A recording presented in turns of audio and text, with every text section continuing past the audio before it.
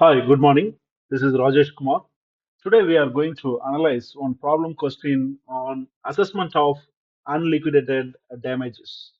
The video content has been made available for informational and educational purpose only. Kindly go through the disclaimer. Let's start with the problem question. Adrian owns a factory which manufactures lawn mowers using an assembly line. The assembly line process is reliant on a conveyor belt that is manufactured by Belty Limited, the only company that manufactures suitable conveyor belts. On Monday, the conveyor belt cracked and the assembly line ground to a halt. Adrian used a spare conveyor belt last month when the same thing happened. Adrian had just agreed to the lucrative contract with the Football Premier League to supply specially adapted lawn mowers for its football pitches for a year. Adrian anticipates that this contract will increase her monthly profit from £100,000 to £200,000. She has also been told that if the lawn mowers are a success, the Football Premier League might be interested in buying Adrian's business for £10 million. Adrian telephone calls the manager of Belty Limited and orders a replacement conveyor belt.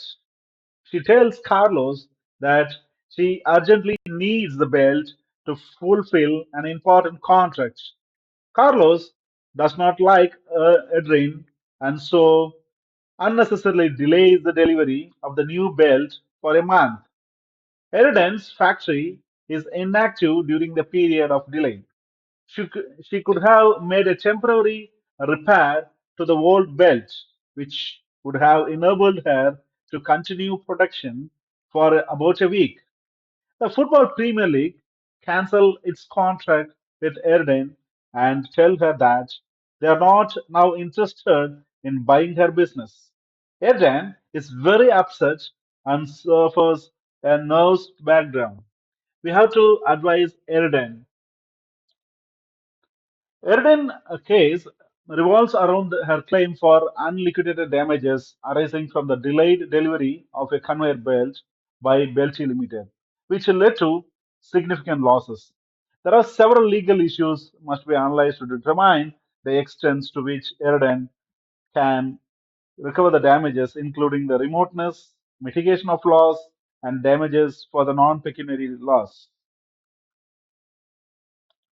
First, we'll analyze the Beltis Limited's delay and breach of contract. The initial issue here is whether the Beltis Limited delay constitute a breach of contract. By unnecessarily delaying the delivery of the conveyor belt, despite knowing it was urgently required, Carlos breached the contract's implied term of timely delivery, particularly as time was evidentially the essence of A. The Sales of Good Act 1979, Section 10, implies that if the time for the delivery is a condition of a contract, then a failure to comply can amount to a breach of condition, enabling the buyer to claim damages. A breach occurs when a party actions fail to meet the contract terms, particularly when those terms are explicitly or implicitly crucial to the contract's purpose. Here, Carlos' deliberate delay damages the implied term of prompt delivery, entitling A to remedies. Remoteness of loss.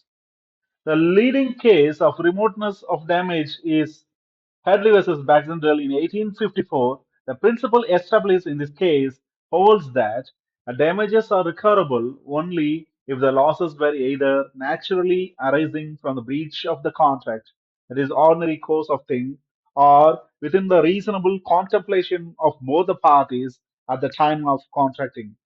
In this case, A told Carlos that the conveyor belt was urgently needed to fulfill an important contract. Although she did not specify the nature of the contract, it was clear that the delay would cause business loss.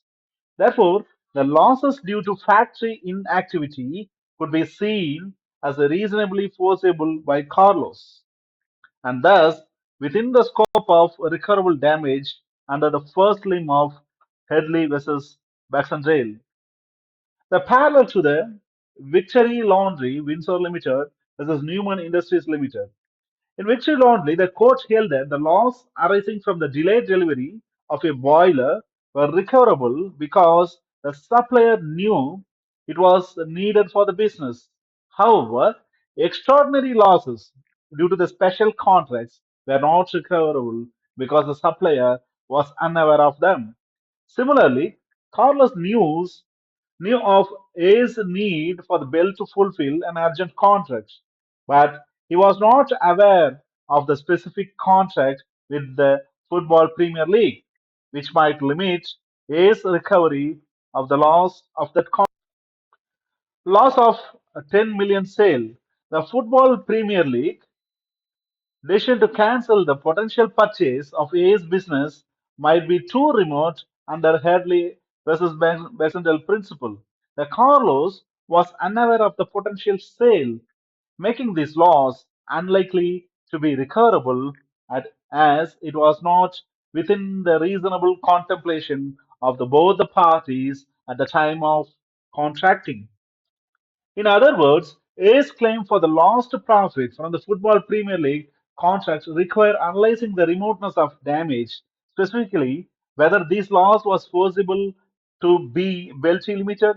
In Headley versus Baxendale case, it was established that the damages are recoverable if they either flowed naturally from the breach or were within the parties' contemplation when the contract was formed.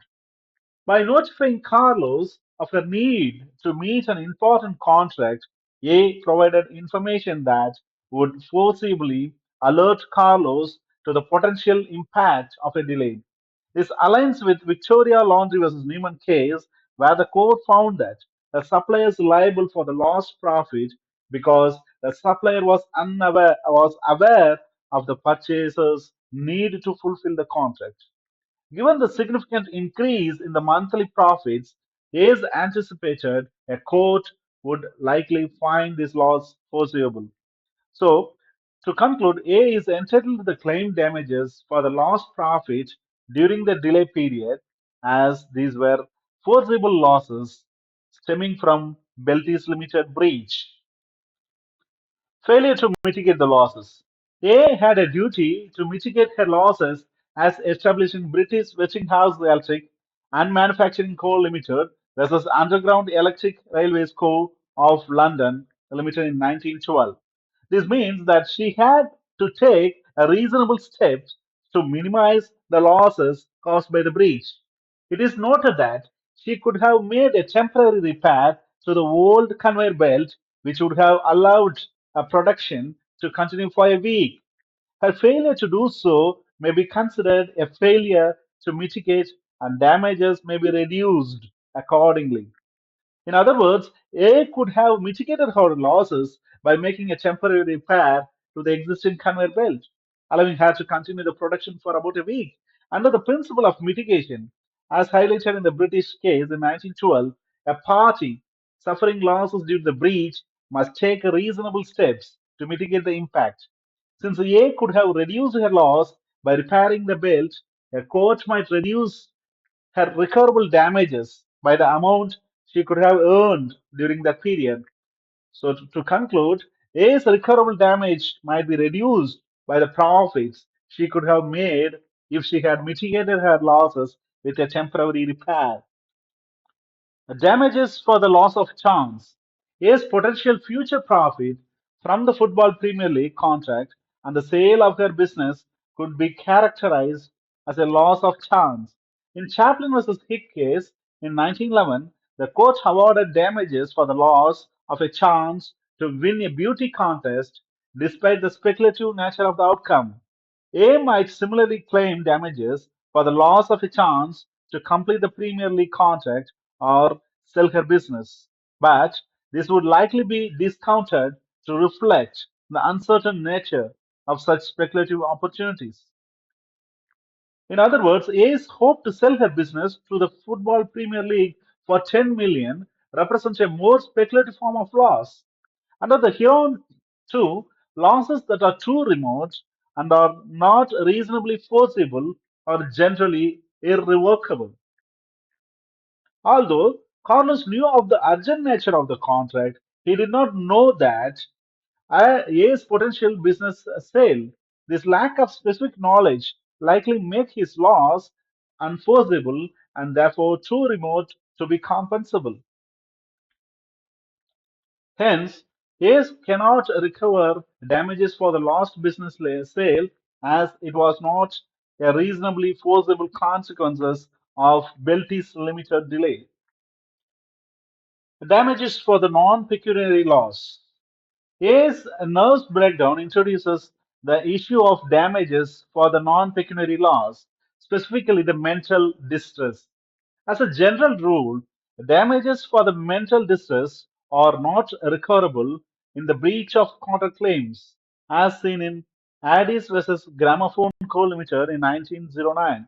However, exceptions exist, particularly where the contract is for the peace of mind or pleasure, such as in holiday contracts, as mentioned in Jarvis versus Swan Truth Limited in 1973. Since A's contract with Bell T Limited was for the commercial purpose, she is unlikely to recover the damages for her nerves breakdown. In other words, yes, nurse breakdown raises the issue of compensation for mental distress resulting from a breach of contract.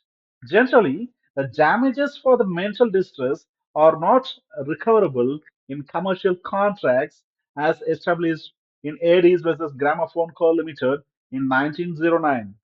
The damages are usually limited to the financial loss unless the contract is of a type where the pleasure or the peace of the mind is a primary purpose. Here, the contract's purpose was purely commercial. Hence, A is unlikely to succeed in claiming damages for her mental distress as emotional losses are generally irrevocable in commercial contracts. To conclude, A is entitled to claim damages for lost profit due to the Football Premier League contract, but not for the lost sale of her business or her mental distress.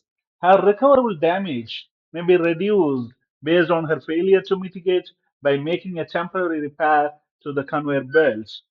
So, what are the recoverable losses? A is likely to recover damage for the lost profit caused by the delay in delivery of the conveyor belt. These losses fall within the reasonable contemplation of the parties, as Carlo knew the belt was urgently needed for the business purposes. What are the non-recoverable losses? The loss of 10 million. The business sale is too remote and unlikely to be recoverable. Similarly, a claim for mental distress is likely to fail due to the nature of the contract. The mitigation measures. Her damages may be reduced due to her failure to mitigate the losses by not temporarily repairing the belt. What about the loss of a chance? A may claim for the loss of the Football Premier League contract and the potential sale of her business as a loss of chance, though any award would be discounted to reflect the speculative nature of these losses. Thank you.